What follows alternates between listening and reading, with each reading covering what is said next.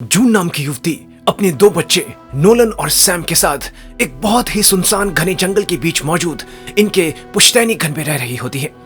जून के मुताबिक पूरी दुनिया में द इविल नाम की शैतानी शक्ति फैल चुकी है, जिसके कारण दुनिया का अंत हो चुका है और सिर्फ जून और उसके दो बच्चे ही पूरी दुनिया में जीवित इंसान बचे हैं। ये शैतानी शक्ति अगर किसी इंसान को छू ले तो उसे अपने जैसा बना देती है और फिर उसे अपनों के ही खिलाफ कर देती है और उन्हें मारने पर मजबूर करती है। सिर्फ जून ही इस शैतानी शक्ति को देख सकती थी, जो उसे हर समय उसकी मरी हुई माँ, उसके मरे हुए पिता और पति के रूप में आकर सताती रहती थी। जब पूरी दुनिया में शैतानी शक्ति बढ़ने लगी तो जून के माता पिता इस जंगल में आ गए और इस घर को बनाया और मंत्रों से अभिमंत्रित कर दिया। लेकिन कुछ समय बाद जून की माँ को घर के आसपास इस शैतानी शक्ति का आभास होने लगा, जिसके कारण उन्होंने घर से बाहर निकलना बंद कर दिया। जून की माँ घर से बाहर निकल सके, इसके लिए उसके पिता ने घर की मुख्य नींव से लंबी रस्सियां बांध दी ताकि जून की माँ घर से बाहर जंगल में बेखौफ जा सके। इस जंगल में मौजूद जून का ये पुश्तैनी घर ही सिर्फ एक सुरक्षित जगह थी जहां ये शैतानी शक्ति नहीं आ सकती थी। जंगल में खाना ढूंढने जाते समय भी जून और उसके दोनों बच्चे खुद को घर की नींव से जुड़ी रस्सियों से बांधकर ही बाहर जाते थे।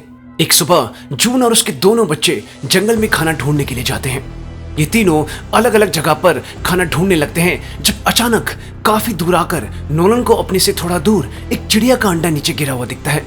वो उसे लेने के लिए आगे बढ़ता है, लेकिन उसकी रस्सी खत्म हो चुकी थी। वो काफी कोशिश करता है लेकिन वो उस अंडे तक पहुंच नहीं पाता। वो अपनी रस्सी खोलने लगता है कि तभी वहां सैम आ जाता है और उसे रस्सी ना खोलने के लिए कहता है। नोलन कहता है, मैं रस्सी नहीं छोड़ूंगा सैम, बस एक बार वो अंडा ले आओ। सैम कहता है, नहीं, ये शैतान की चाल भी हो सकती है। माँ ने कहा है किसी भी हाल में हमें रस्सी नहीं छोड़नी, मैं तुम्हें ऐसा नहीं करने दूंगा। और तुरंत सैम सीटी हाथ में पकड़ लेता है ताकि अपनी माँ को बुला सके। ये देख नोलन मान जाता है। इसके बाद ये दोनों भाई रस्सी को समेटते हुए घर वापस लौटने लगते हैं। जब नोलन जानबूझकर अपने से आगे चल रहे सैम की रस्सी पर पांव रख देता है, जिसके कारण सैम गिर पड़ता है और उसकी रस्सी खुल जाती है। नोलन घबरा जाता है और तुरंत सीटी बजाकर अपनी माँ को बुला लेता है।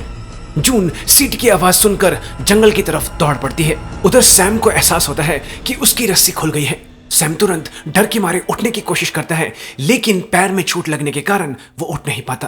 तभी उसे अचानक बहुत तेज झनझनाहट की आवाज आने लगती है। ये आवाज बिल्कुल ऐसी थी जैसे एक रटल सांप अपनी पूंछ को हिलाकर पैदा करता है। फिर उसे सांप के फुंकारने की भी आवाज आने लगती है। सैम डर के मारे अपने कान बंद कर लेता है। सैम को बचाने के लिए नोलन तुरंत अपनी रस्सी खोल उसकी तरफ बढ़ता है और उसे उठाकर रस्सी की तरफ ले जाने लगता है। उसी पल जून भी वहां पहुंच जाती है, लेकिन वो अपने बच्चों तक पहुंच पाती उससे पहले ही उसकी रस्सी भी खत्म हो जाती है। तभी वो देखती है कि शैतानी शक्ति उसकी माँ का रूप ले लेती है, जिसकी सांप जैसी जीभ और आधे चेहरे की त्वचा भी सांप जैसी होती है, जो उसके बच्चों की तरफ गुर्राते और फुंकारते हुए बढ़ने लगती है। ये देख जून तुरंत चाकू निकालकर अपनी रस्सी को काट देती है और भागकर अपने दोनों बच्चों को ऊपर खींच लेती है। फिर तुरंत खुद को और बच्चों को रस्सी से बांधते हुए नीचे देखती है, लेकिन अब वहां कोई नहीं था। लेकिन अगले ही पल वो शैतान जून के पीछे आ धमकता है। जून बच्चों को कसकर पकड़ लेती है और जोर जोर से सांस लेने लगती है। वो शैतान जून और उसके बच्चों के इर्द गिर्द मंडराने लगती है, लेकिन जून उसकी तरफ बिल्कुल नहीं देखती और खुद भी और बच्चों को भी जोर जोर से सांस लेने के लिए कहती रहती है। कुछ समय बाद जून बच्चों को घर वापस ले आती है और घर पहुंचते ही सबसे पहले बच्चों को अपने पुश्तैनी घर के फर्श पर बने पवित्र चिन्ह को छूकर मंत्रों का उच्चारण करने के लिए कहती है, ताकि वो ये सुनिश्चित कर सके कि उसके बच्चे शैतानी शक्ति के वश में नहीं, लेकिन बच्चे ठीक होते हैं। फर्श पर बने इस पवित्र चिन्ह के नीचे एक छोटा सा तहखाना भी होता है, जहां पर इस प्राचीन घर की मुख्य नींव मौजूद थी, जिससे रस्सियां बंधी हुई थी। गिरने के कारण सैम की पैर में मोच आ गई थी। जून नोलन को इस गलती के लिए बहुत डांटती है। फिर वो सैम की मरहम पट्टी कर देती है। कुछ समय बाद जून रस्सियों को ठीक कर रही होती है जब वो देखती है कि उसकी माँ घर के बाहर खड़े होकर उसे बुरी तरह से घूर घूर कर देख रही होती है। उसी दिन रात को खाना खाते हुए जून अपने दोनों बेटों को अपने साथ हुई एक घटना के बारे में बताती है कि एक दिन ये शैतानी शक्ति उसके सामने एक छोटी बच्ची के रूप में आई। ये बच्ची ठीक उस जगह मौजूद थी जहां उसकी रस्सी खत्म हो गई थी। इस छोटी बच्ची का पांव गिरने के कारण दो पत्थरों के बीच फंस गया था। उसकी चोट इतनी गहरी थी कि उसके पैर की हड्डी तक जून को दिखाई दे रही थी। जून कहती है, मुझे देख ये बच्ची बहुत जोर जोर से रोते बिलखते हुए मदद के लिए उसे बुलाने लगी। जून अपने बच्चों को कहती है, मैं जानती थी कि ये उस शैतानी शक्ति की चाल है, लेकिन उस बच्ची की चीखें मुझे कई दिनों तक सुनाई देती रही। मैं हर दिन सुबह उस बच्ची को देखने जाती, इस आस से कि क्या पता वो शैतानी शक्ति ने कोशिश छोड़ दी होगी, लेकिन नहीं, वो छोटी बच्ची अभी भी वहीं मौजूद थी। धीरे धीरे उस बच्ची की चमड़ी नीले पड़ने लगी और फिर उससे बेहद बुरी दुर्गंध आने लगी। मैं सोचने लगी कि आखिर क्यों ये बच्ची अभी भी यहाँ मौजूद है। सैम कहता है, हाँ माँ, वो बच्ची गायब क्यों नहीं हुई? जून कहती है, क्योंकि वो शैतानी शक्ति यही चाहती थी कि मैं अपनी रस्सी खोलकर ये देखूं कि वो बच्ची असली है कि नहीं, और ऐसा करते ही वो मुझे अपने वश में कर लेती। हमेशा याद रखो, ये शैतानी शक्ति बहुत चालाक है और बहुत धैर्य के साथ तुम्हें अपने चुंगल में फंसाने के लिए इंतजार करती रहती है, और यही चाल ये शैतानी शक्ति तुम्हारे साथ भी खेल रही है। धीरे धीरे दिन बीतते जाएंगे और तुम दोनों ये भी भूल जाओगे कि ऐसी कोई शक्ति बाहर मौजूद है, और जिस दिन तुम सतर्क नहीं होगे उस दिन ये तुम्हें खा जाएगी। बिना रस्सी के एक बार अगर इस शैतानी शक्ति ने हम में से किसी को भी छू लिया, ये हमें अपने वश में कर लेगी और इस घर के अंदर घुस जाएगी। इसलिए हमेशा याद रखना, किसी भी कीमत पर रस्सी को नहीं छोड़ना है। इसके बाद जून अपने दोनों बच्चों को बारी बारी उस प्राचीन चिन्ह के नीचे मौजूद तहखाने में बंद करती है, ताकि वो अंधेरे में उस शैतानी शक्ति से लड़ने की हिम्मत हासिल कर सकें और इस प्राचीन घर का शुक्रिया अदा कर सकें जो इन्हें इस शैतानी शक्ति से बचाती है। रात को नोलन और सैम सोने की तैयारी करने लगते हैं। जब नोलन कहता है, सैम, आज जब तुम्हारी रस्सी खुली तो तुम्हें कुछ दिखा? सैम कहता है, क्या मतलब? नोलन कहता है, आज पहली बार तुम्हारी रस्सी खुली लेकिन कुछ भी नहीं हुआ। सैम कहता है, वो इसलिए नोलन क्योंकि वो शैतानी शक्ति हमें पकड़ नहीं पाई। नोलन कहता है, हाँ वो तो है, लेकिन मन ही मन नोलन को ऐसा लगने लगा था कि आखिर ये शैतानी शक्ति है भी कि नहीं। नोलन फिर कहता है, अगर आज वो शैतानी शक्ति हमें छू लेती तो क्या माँ हमें मार देती जिस तरह उन्होंने दादा दादी और पापा को मारा था? सैम तुरंत कहता है, नोलन, माँ ने उन्हें इसलिए मारा था क्योंकि उन्हें उस शैतानी शक्ति ने अपने वश में कर लिया था। उन्होंने हम दोनों को बचाने के लिए ऐसा किया था। नोलन कहता है, सैम, तुम्हें कभी ऐसी इच्छा नहीं होती कि जो माँ देख सकती है वो हम भी देख पाए?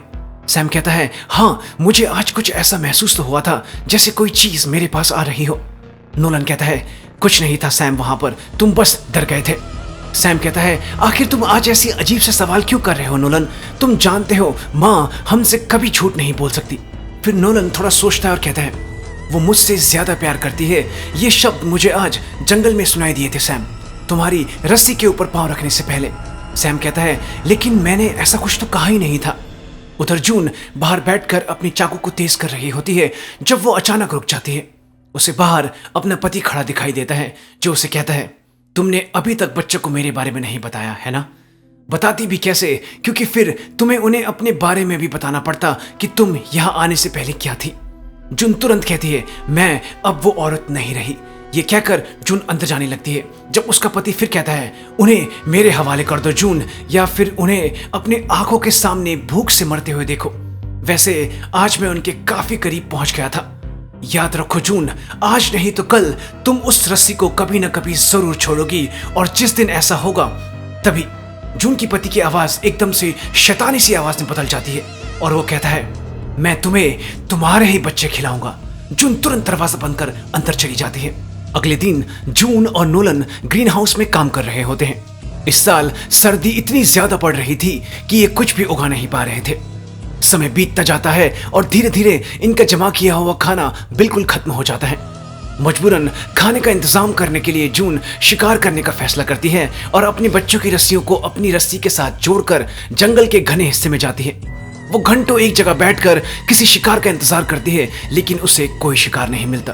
तभी उसे पास में कौवे की आवाज आती है। वो तुरंत उसे मारने के लिए आगे बढ़ती है। जब आगे का मंजर देख उसके होश उड़ जाते हैं। एक कौवा उसकी बेटे नोलन की आंख को निकालकर खा रहा होता है। जब अचानक नोलन जून की तरफ देखता है, वो बुरी तरह डर जाती है। जून फिर हिम्मत करके वापस देखती है, वहां सिर्फ कौवा होता है। जून तुरंत कौवे पर निशाना लगाती है कि तभी उसका बेटा नोलन उसके सामने आ धमकता है। जून डर जाती है, जिसके कारण वो कौवा वहां से उड़कर भाग जाता है। उसे खाली हाथ ही वापस लौटना पड़ता है।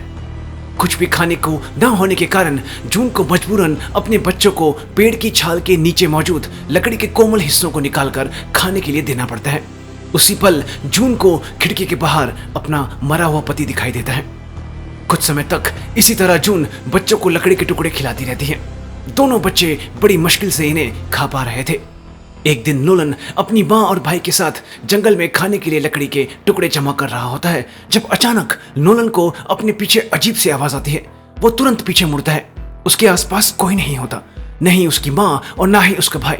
वो उन्हें बुलाने लगता है जब अचानक उसकी रस्सी खींचने लगती है जो उसे घर के पास मौजूद कुएं के अंदर खींचने लगती है और ठीक कुएं के अंदर गिरने से पहले उसे एक अजीब सा जीव दिखता है जो ये रस्सी खींच रहा था और एकाएक उसकी नींद टूटती है। ये एक सपना था। नोलन रात के समय खुद को घर के बाहर खड़ा पाता है। वो नींद में चलकर घर से बाहर आ गया था। फिर अगले ही पल उसे रस्सी का ख्याल आता है। उसके शरीर पर कोई रस्सी नहीं थी। वो बुरी तरह डर जाता है क्योंकि बिना रस्सी के किसी भी पल वो शैतानी शक्ति अब उसे अपने वश में कर लेगी। उसी पल जंगल में किसी चीज के तेज चलने की आवाज आने लगती है। नोलन डर के मारे जंगल की तरफ देखने लगता है, लेकिन यह आवाज और कोई नहीं बल्कि उसके कुत्ते कोडा की थी। तभी नोलन की माँ जून उसे तुरंत पकड़ती है और घर के अंदर ले आती है।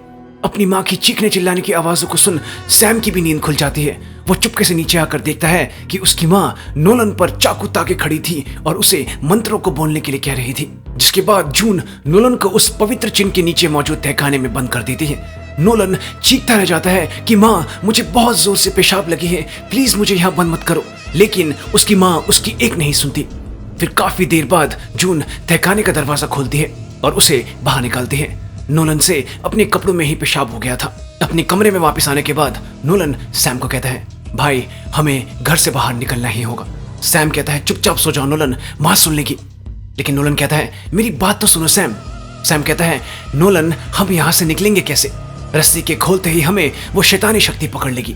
नोलन कहता है, सैम हम इस जंगल को बहुत अच्छे से जानते हैं, हम उस शैतानी शक्ति को चकमा दे देंगे। सैम कहता है, और माँ का क्या होगा? नोलन कहता है, हम खाना ढूंढने के बाद वापस घर लौट आएंगे। सैम कहता है, नोलन माँ कुछ न कुछ रास्ता जरूर निकालेगी। लेकिन नोलन कहता है, मुझे नहीं लगता इस बार वो ऐसा कुछ कर पाएंगी। तुमने माँ की हालत देखी है, वो भी बहुत समय से भूखी है। इस बार हमें ही माँ की मदद करनी चाहिए। फिर सैम कहता है, नोलन तुम सच में रस्सी को छोड़ने का सोच रहे हो? नोलन कहता है, हाँ लेकिन तुम्हारे बिना नहीं। लेकिन सैम साफ मना करते हुए कहता है कि इस काम में बहुत जोखिम है। उधर जून अपने दोनों बच्चे की ये सारी बातें सुन रही होती है जब अचानक उसे अपने पति की कही बात दिखाई देने लगती है जिसमें एक अजीब सा इंसान जिसकी चमड़ी सांप जैसी होती है सैम के मांस को खा रहा होता है जो एकदम से उसमें तब्दील हो जाता है। जून ये देख भीतर से एकदम सहम उठती है। अगले दिन सुबह जून अपने दोनों बच्चों को एक पुराना कैमरा और उससे खींची हुई कुछ पुरानी तस्वीरें दिखाती है। सैम और नोलन अपनी जिंदगी में पहली बार कैमरा देख रहे थे। जून अपने बच्चों को कहती है, इस कैमरे के जरिए तुम जिंदगी के खास पलों को अपने पास हमेशा के लिए कैद करके रख सकते हो। ये कैमरा एक लास्ट फोटो खींच सकता है जिसे मैंने तुम दोनों के लिए बचा के रखा है ताकि तुम ऐसे ही किसी खास पल को तस्वीर में कैद कर सको जो हमें हमेशा याद दिलाएगा कि हमें मजबूत रहना है। इसके बाद जून नोलन की तरफ देखकर कहती है, अभी हमारे सामने ऐसा ही एक कठिन पल आ खड़ा हुआ है। हम तीनों ने बहुत कठिन सर्दियां यहाँ काटी हैं, लेकिन इस बार की सर्दियों जैसी नहीं। खाने का सारा सामान खत्म हो चुका है। जंगल के जानवर भी सर्दियां खत्म होने से पहले वापस नहीं आएंगे। पीने का पानी भी कुछ हफ्तों में खत्म हो जाएगा। खाना और पानी ना मिलने के कारण कुछ समय में हमारे शरीर बंद पड़ जाएंगे और फिर हम मर जाएंगे। अब हमारे पास एक ही चारा है और वो है कोडा। उसकी मीट के सहारे कम से कम हम 1 महीना तक भूखे नहीं रहेंगे।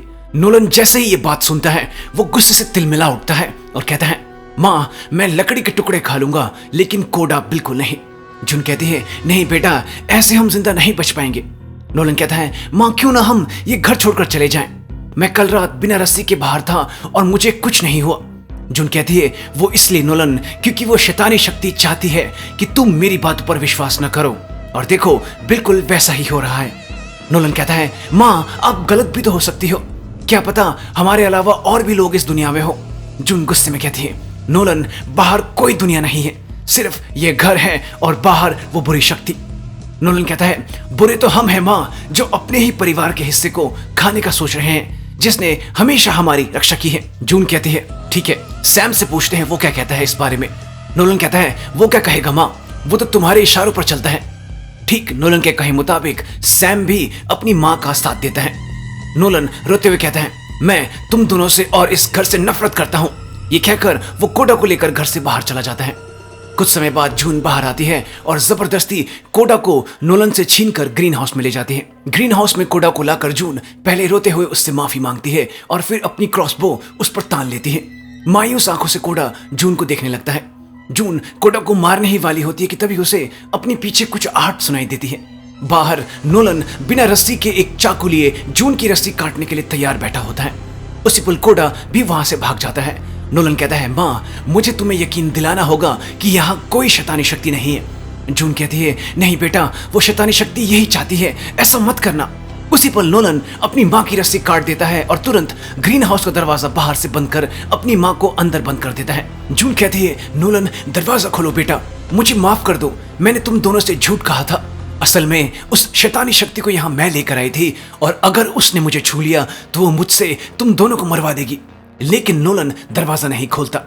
उसी पल सैम पीछे से आकर नोलन को धक्का देकर नीचे गिरा देता है और दोनों आपस में लड़ने लगते हैं। अंदर जून तुरंत ग्रीन हाउस से बाहर निकलने के लिए एक स्टूल की मदद से एक खिड़की को तोड़ देती है कि तभी जून के सामने वो शैतानी शक्ति उसकी माँ के रूप में आ जाती है और सांप की तरह अपनी जीभ लपलपाते हुए कहती है, आखिर मैंने तुम्हें मेरी कुर्सी पर बैठा पकड़ ही लिया।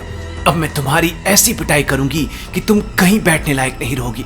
जून चीख पड़ती है, वो शैतानी शक्ति यहाँ आ गई है, बचाओ मुझे। सैम तुरंत नोलन को धकेलकर दरवाजा खोलने के लिए दौड़ पड़ता है, लेकिन नोलन तुरंत उसकी रस्सी खींच उसे पीछे गिरा देता है और उससे दोबारा लड़ने लगता है।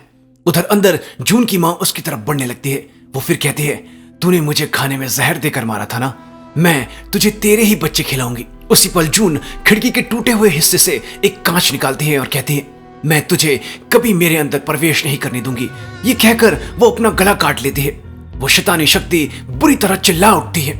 अपनी माँ को जमीन पर गिरा देख सैम नोलन को जोर से मुक्का मारता है और तुरंत ग्रीन हाउस का दरवाजा खोल अंदर घुसता है और अपनी माँ को उठाने की कोशिश करने लगता है। वो अपनी रस्सी से अपनी माँ की रस्सी भी बांध लेता है और रोते हुए माँ द्वारा सिखाए गए मंत्रों को भी बोलने लगता है। वो ये मानने को तैयार ही नहीं था कि उसकी माँ मर चुकी है। अपनी मरी हुई माँ को देख नोलन को भी सदमा सा लग जाता है और वो दोबारा से अपने शरीर से रस्सी बांध लेता है। रात हो जाती है। सैम अपनी माँ की मृत शरीर से लिपट कर सो गया होता है और नोलन अपनी माँ की तस्वीर को देख उन्हें याद कर रहा होता है। अगले दिन सुबह नोलन कोडा को बुलाता है, जो अभी भी डर के मारे घर वापस नहीं लौटा होता है। इसके बाद नोलन सैम के लिए चाय बनाता है, जिसका भूखे होने के कारण बुरा हाल था और बहकी बहकी सी बातें करने लगा था। सैम की ऐसी हालत देख नोलन खुद ही खाना ढूंढने का फैसला करता है। वो सारी रस्सियां जोड़ लेता है और जंगल में काफी आगे बढ़ जाता है, जहां आज तक वो कभी गया नहीं था। चलते चलते वो जंगल में काफी आगे निकल आता है, जब अचानक वो जंगल को पार करते हुए एक सड़क तक पहुंच जाता है। वो बड़ी हैरत से सड़क को छू कर देखने लगता है। वो अपनी जिंदगी में पहली बार सड़क देख रहा था। वो और आगे बढ़ने की कोशिश करने लगता है, लेकिन रस्सी खत्म हो चुकी थी। वो इधर उधर देखकर मदद के लिए पुकारने लगता है, लेकिन कोई उसकी पुकार नहीं सुनता। कुछ समय बाद खाने के लिए लकड़ियां लेकर नोलन घर वापस पहुंचता है कि तभी उसे पीछे से कोई पुकारता है। नोलन देखता है कि एक आदमी उससे कुछ दूरी पर खड़ा था। वो आदमी कहता है, मैं यहाँ जंगल में ट्रैक कर रहा था जब मैंने किसी की मदद की आवाज सुनी। मुझे पहले लगा कि शायद ये मेरा वहम है, क्योंकि मुझे नहीं लगा था कि इतने घने जंगल में कोई रहता भी होगा। नोलन समझ नहीं पा रहा था कि आखिर ये इंसान असली या फिर उस शैतानी शक्ति की चाल है। वो आदमी कहता है, बेटा मेरा नाम कोल है, तुम्हारा नाम क्या है? नोलन अपना नाम बताता है। कोल फिर नोलन से पूछता है, तुम ठीक तो हो ना, और तुम्हारे माता पिता कहाँ हैं? नोलन कहता है, माँ मर गई है और मेरा भाई सैम बहुत भूखा है, हमें खाना चाहिए।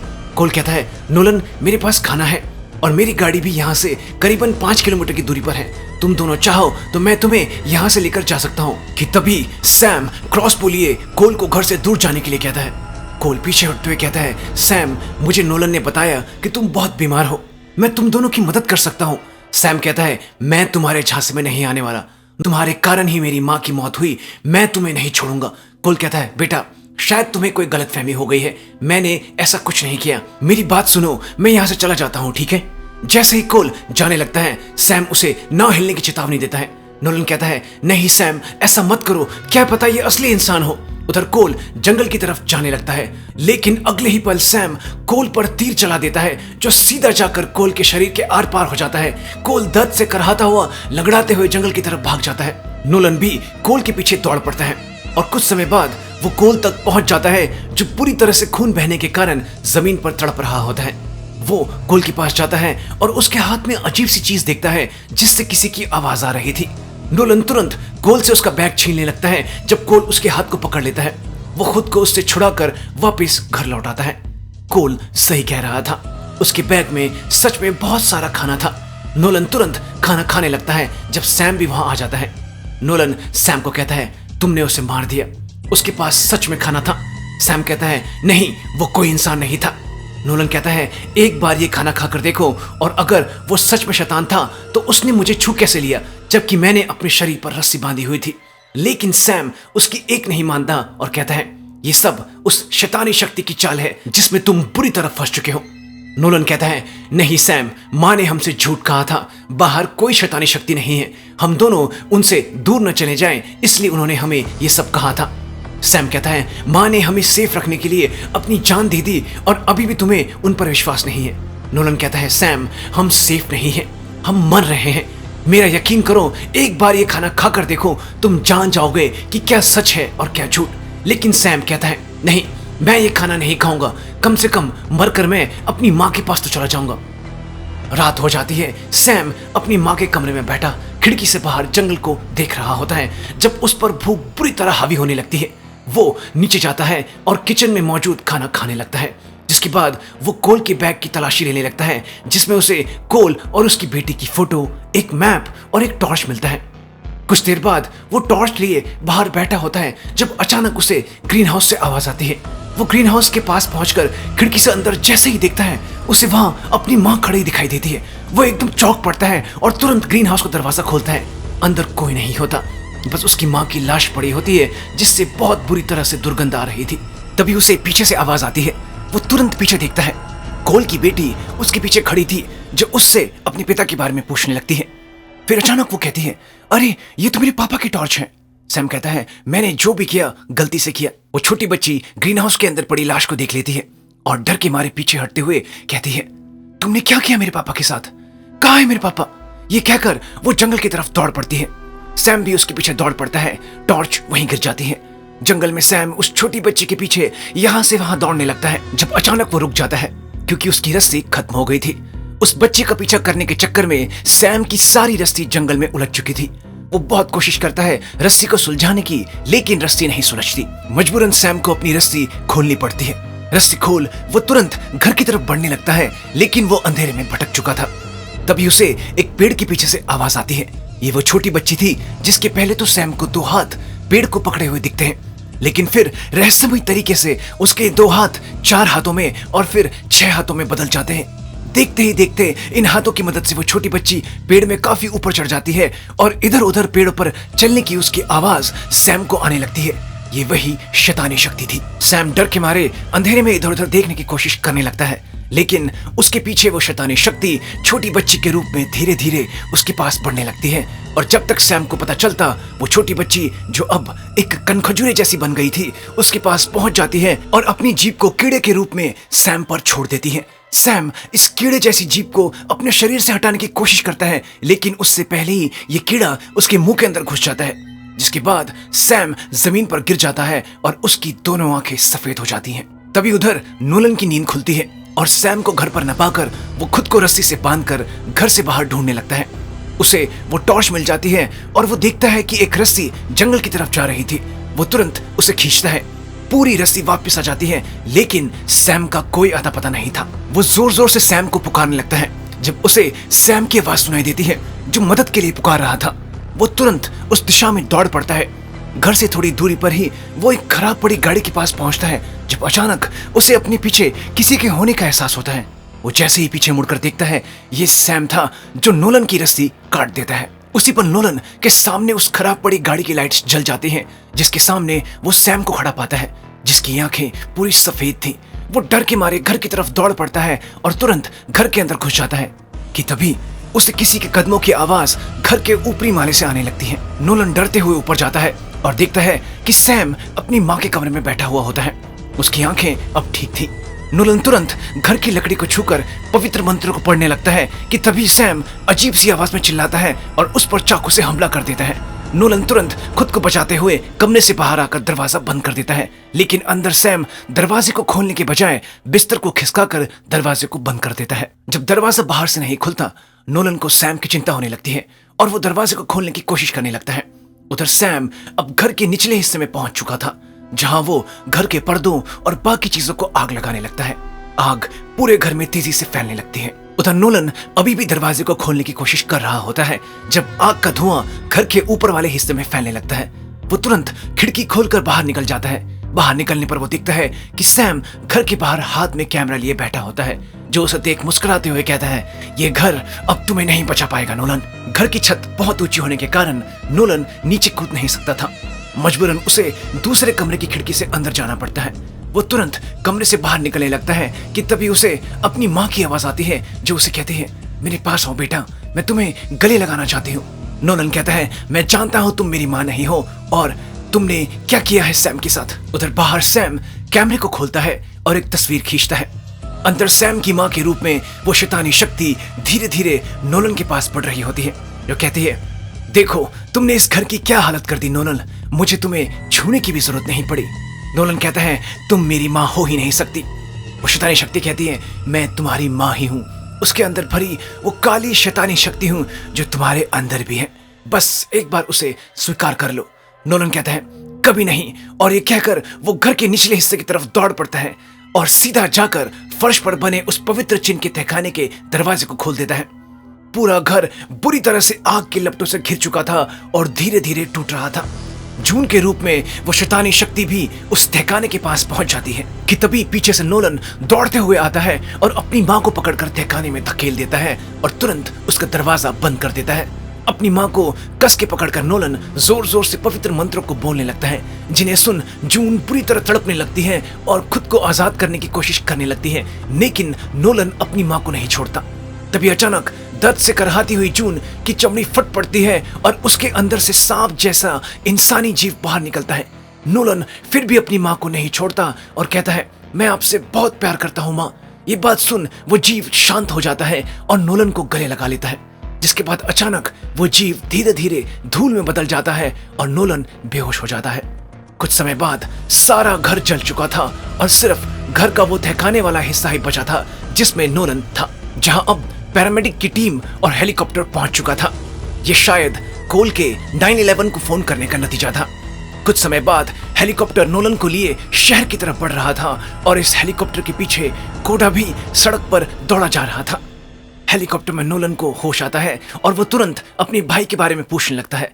नर्स उसे शांत करते हुए कहती है, वो भी यहीं है और ठीक है। नोलन अपने भाई को देख कहता है, सैम हम आजाद हो गए, हम आजाद हो गए।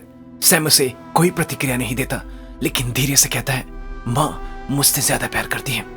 उधर सैम के द्वारा खींची हुई वो फोटो वहीं जंगल में रह गई थी, जिसमें सैम के कंधे पर किसी का हाथ था।